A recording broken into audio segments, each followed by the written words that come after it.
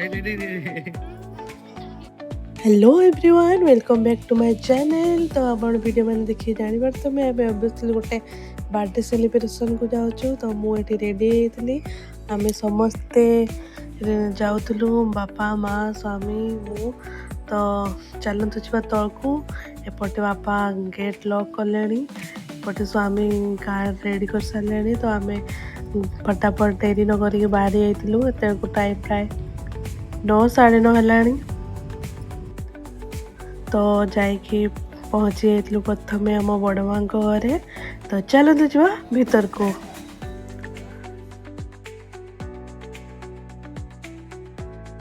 बापा बड़ापा सेपटे बसचंती ए साइड रे रोसई चली।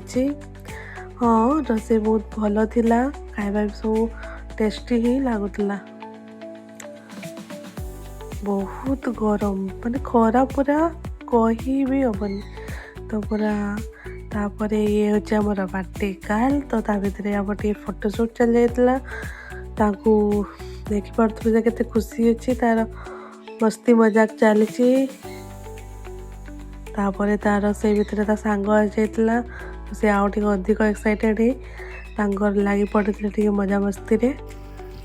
तो आम से भीतर खाई पी सारे आमको आउ गोटे नेक्स्ट जगह जीवार थिला। तो आम बेस डेरी नक आम बाहरी जाइलु। तो जीवा रास्ता आम टे मीठा किणाकुणी करनी। आम केक भी नेबार प्लानिंग रे थिला बट केक ऑलरेडी दुईटा आसी। तो आम केक नहीं नथिलु।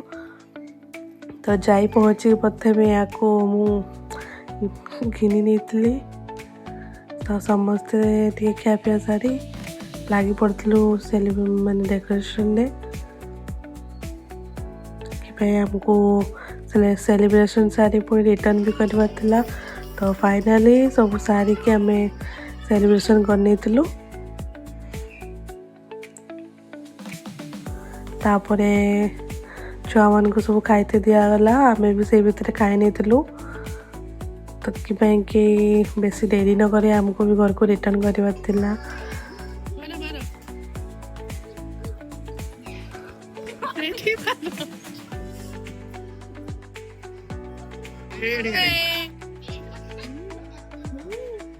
बस बस ठीक है बस से तो नहीं बसुतला।